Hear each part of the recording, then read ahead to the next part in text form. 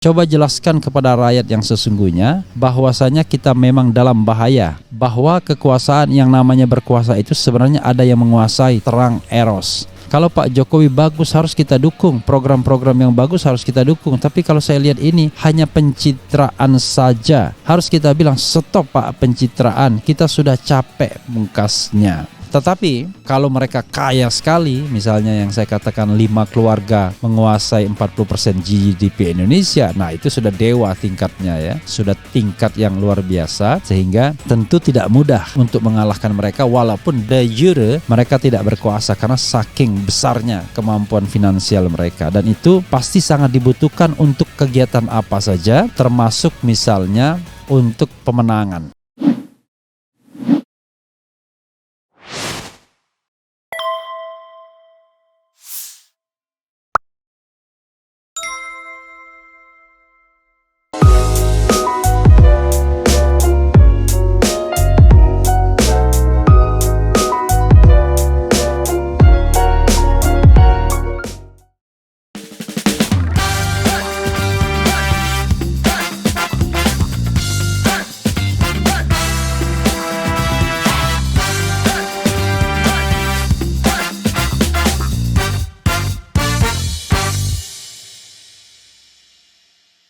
Assalamualaikum warahmatullahi wabarakatuh, Sobat RH sekalian.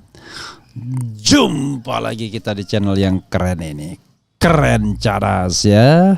Dan ini ada berita ngeri-ngeri sedap dari Eros Djarot ya. Kritiknya luar biasa, sebagaimana dimuat oleh suara.com. Telak, Eros Djarot sentil Jokowi, .2, apa dia kira dia yang menguasai? Enggak lah, saya tahu siapa yang berkuasa. Itu kata Eros Djarot ya.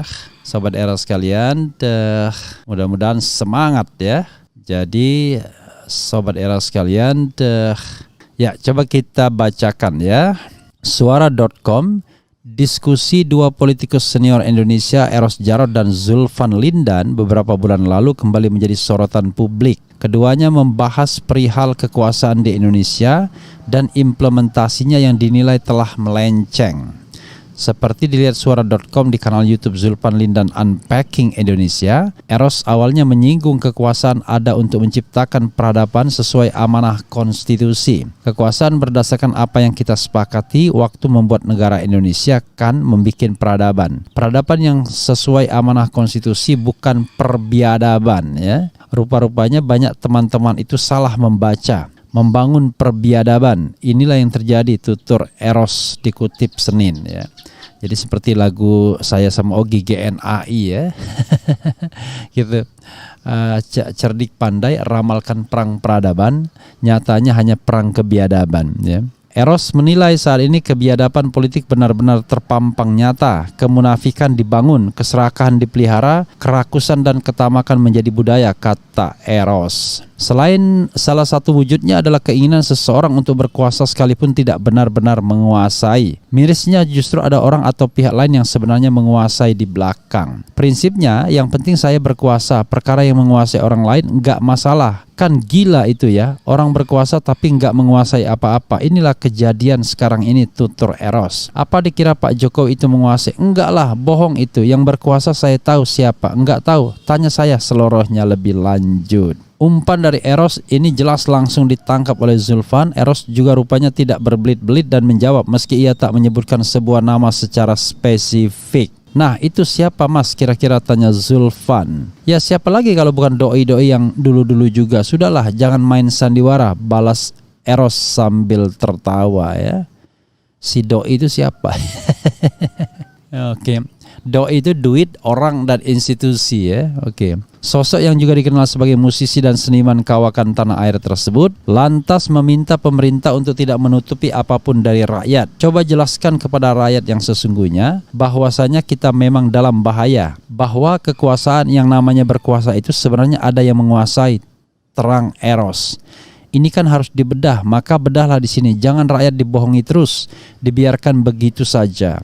Kalau Pak Jokowi bagus harus kita dukung, program-program yang bagus harus kita dukung. Tapi kalau saya lihat ini hanya pencitraan saja, harus kita bilang stop Pak pencitraan, kita sudah capek mungkasnya. Ya, sobat Eros sekalian, itu dari Eros Jarot ya.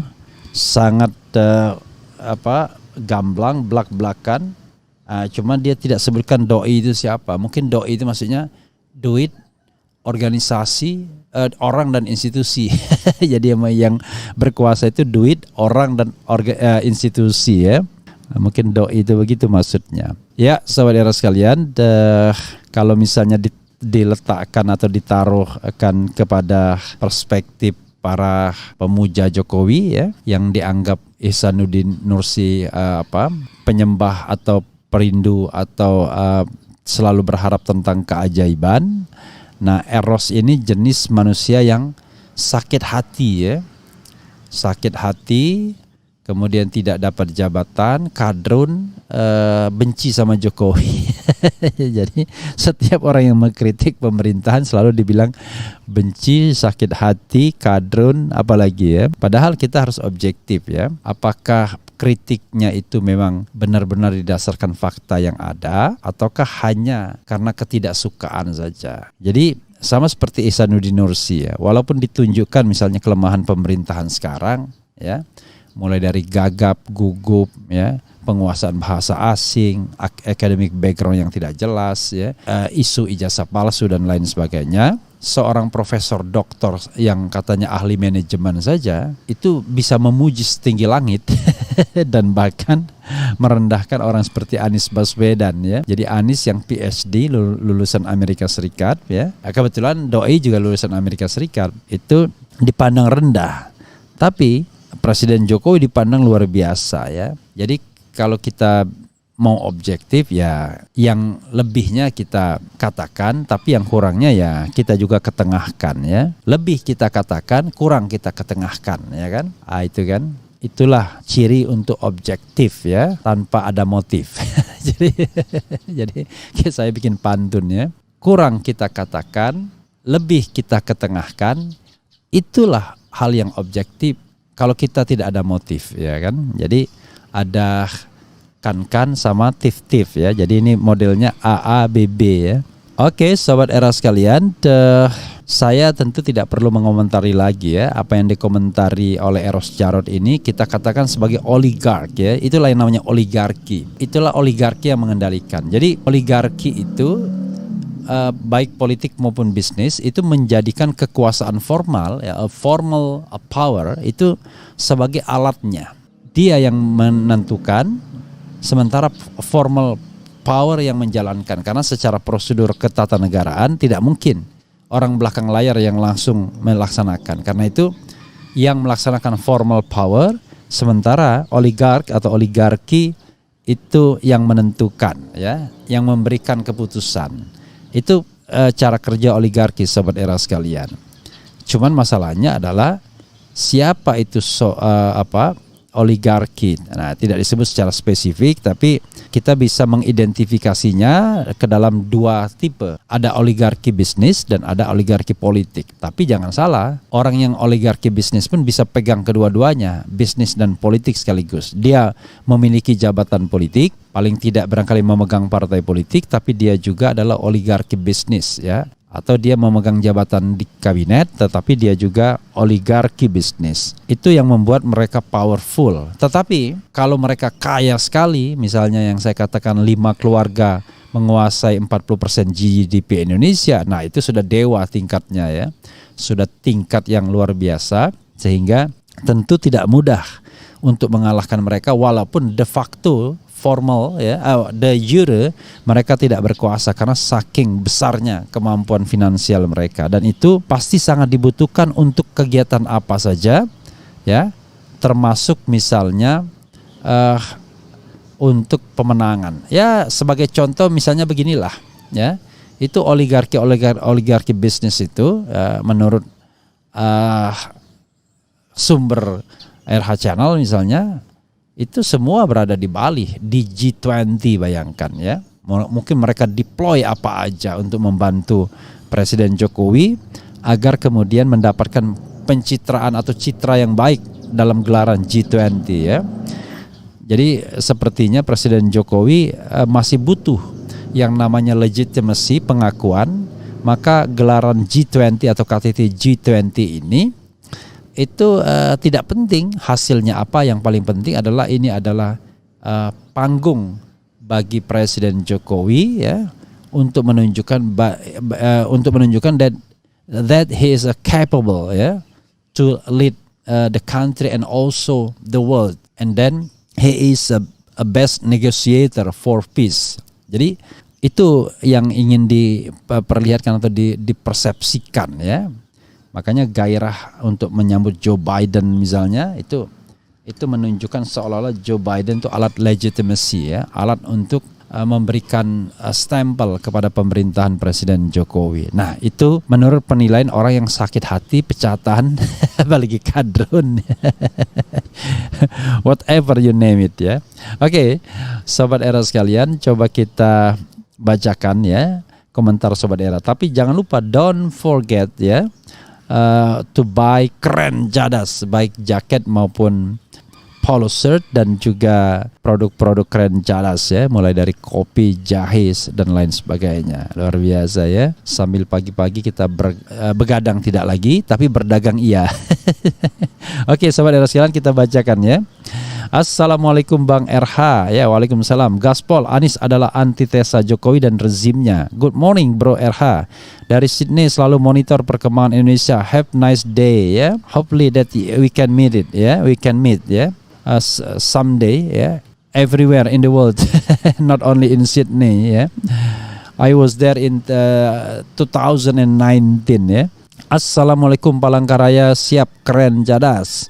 Assalamualaikum Bang, keren jadas pokoknya. Salam sehat, semangat terus Bang. Lombok hadir Bang, hajar Bro Refli, keren jadas. Assalamualaikum Bang Refli, salam kenal. Bekasi hadir, keren jadas ya. Jokowi turun 2024 sudah tidak harganya juga, presiden yang gagal. Assalamualaikum Bang Refli, selamat pagi, sehat selalu Bang Refli. Saya termasuk orang yang tidak tega ya untuk mengatakan bahwa Presiden Jokowi gagal sama sekali. Pasti kita harus hargai keberhasilannya. Jadi apa-apa yang berhasil itu kita harus hargai ya, walaupun barangkali nanti akan ditambal dengan bolong-bolongnya harus ditambal. Misalnya ya pembangunan infrastruktur jalan tol misalnya, kan nggak mungkin kita tidak hargai. Kita hargai ya, tetapi tentu saja kemudian harus ditambal bagaimana utang yang berdarah-darah dari misalnya WTR ya, yaitu Waskita Toll Road misalnya, atau tekanan APBN karena harus membiayai Hutama Karya dalam membangun tol Sumatera misalnya, atau misalnya proyek-proyek infrastruktur yang mangkrak setelah jadi ya, atau tidak sesuai ekspektasi misalnya. Nah, itu sendiri kan harus kita selesaikan problemnya. Tetapi tentu kita tidak bisa langsung bilang gagal dan kemudian kita tidak mau melanjutkannya lagi atau kita tidak mau menutup bolongnya. And then the same question also for IKN ya. Apakah IKN itu kemudian akan dilanjutkan atau tidak kalau seandainya ada perubahan rezim? Karena ini menjadi beban ekonomi yang luar biasa ya pastinya. Jika pemimpin negara menguasai rakyat berarti otoriter, bisa juga tiran. Jika negara lain atau orang lain menguasai itu penjajah. Semuanya tidak ada yang baik, bukan mulia tapi perbuatan hina. Perlunya pendidikan politik bagi elit politik. Sekarang zaman kebiadaban, rezim berlagak pintar. Assalamualaikum Bang Refli, Pak Jokowi nggak mau dibilang presiden yang gagal. Ya tentu saja dong ya. Dia ingin dikatakan presiden yang berhasil dan semua kita juga begitu ya. Semua orang juga tahu kalau presiden negeri Wakanda sama sekali tidak capable. Jokowi hanya pencitraan Bung Refli, Balikpapan Kaltim. Assalamualaikum Bang Refli Harun, selamat pagi dan selamat beraktivitas. Semoga Bang Era selalu sehat dan dilindungi oleh Allah Subhanahu wa taala dan dipanjangkan umur serta murah rezekinya. Amin ya rabbal alamin. Ya, doa pagi kita aminkan, amin ya rabbal alamin. Jokowi layak dan wajib diusulkan untuk jadi ketum PDIP dan merangkap sekjen PBB ya. Ijazahnya palsu apa enggak, nyadar enggak punya muka Jokowi raja bohong kok dibanggakan. Oke, kita belum punya konfirmasi apakah palsu atau tidak. Yang jelas kesempatan untuk membuktikan kedua belah pihak itu gagal karena gugatan ditarik ya. Jangan lupa ya, pagi-pagi ngopi, 1 gelas kopi ya. Jadi 1 cup of coffee every morning. It's good for your health, tetapi not more than that ya. Oke. Bung RH, apakah oligarki Indonesia itu adalah 9 naga? Ya, some of them, tetapi kan tidak hanya mereka saja oligarki itu. Tetapi kalau kita bicara mengenai kemampuan finansial, ya tentu saja mereka yang paling jagonya ya. Seperti lagu Iwan Fals, oh jagonya. Oke. Hal paling lumrah pejabat udah nggak punya perasaan, apalagi rasa malu ya. Pejabat sudah tak tahu hati. Sudah tak ada hati, itu lagu Reformasi Dikhianati. Selamat pagi Bung Refli, 2024 Pak Anies Presiden Indonesia. Insya Allah kita doakan yang terbaik ya. Kualitas presiden kita akan merepresentasikan bangsa Indonesia. Orang pintar menghilang karena berubah jadi bodoh.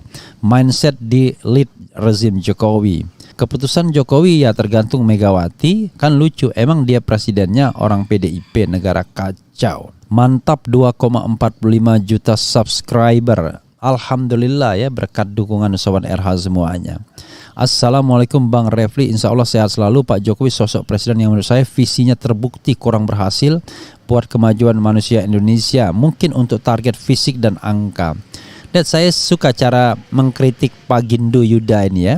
Sopan ya, dia mengatakan sosok yang kurang berhasil ya, yang menurut saya, yang menurut dia ya, jadi dia tidak mengatakan orang lain juga hal seperti itu. Jadi baik sekali cara mengkritik begini ya. Oke. Kalau cuma bikin jalan tol tapi hasil ngutang saya pun bisa Bang. Oke, Eva Jasnita ya. Bang Refli mau tanya, G20 ini diadakan berapa tahun sekali ya? Kalau nggak salah setahun sekali dan bergiliran kan? Tahun lalu di Roma, Italia kalau tidak salah. Jadi every 20 years ya, every 20 year then you will get your turn. Jadi nggak ada masalah sebenarnya, setiap 20 tahun sekali akan berputar. Dan itu pun sebenarnya kalau seandainya ada negara yang misalnya udahlah silakan kalian duluan. Nah, and then bagi Pak Jokowi ini kan ini panggung ya kan, ya, jadi big stage ya for him ya kan, to paling tidak to convince the people of Indonesia that he is capable enough ya, like I said, to lead the country and to lead the world, to be a best negotiator for peace ya kan. Oke. Jadi Jokowi harus proses orang-orang yang bilang ijazahnya palsu. Kalau tidak berarti beneran palsu. Ya enggak juga begitu caranya.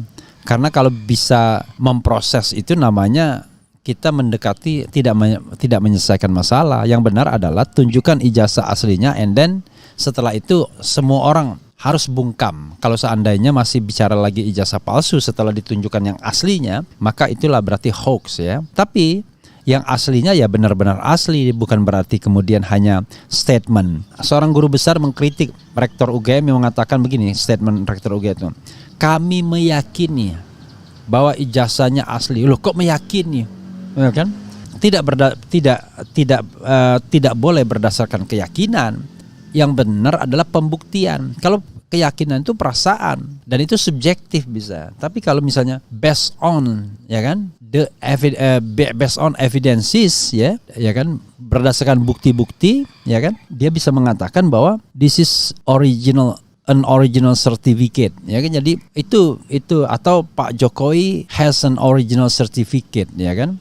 Gitu ya Sobat Era sekalian. Oke, kita akan lanjutkan ya. Wow, jelas dan terang benderang. Apa yang jelas dan apa yang jelas benderang? Bung Refli hari ini kok sering ngomong bahasa Inggris? Enggak juga ya. Just to practice, our English. Kalau kita tidak sering practice, sementara kita sehari-hari ngomong bahasa Indonesia terus, nah itu yang menjadi persoalan nantinya. Jadi lidah kita tuh kaku jadinya, ya kan? Jadi itu persoalan orang Indonesia. Kenapa kadang-kadang bahasa Inggrisnya susah? Karena dia tidak pernah practice in his daily life. Jadi sehingga dia nggak bisa express ya.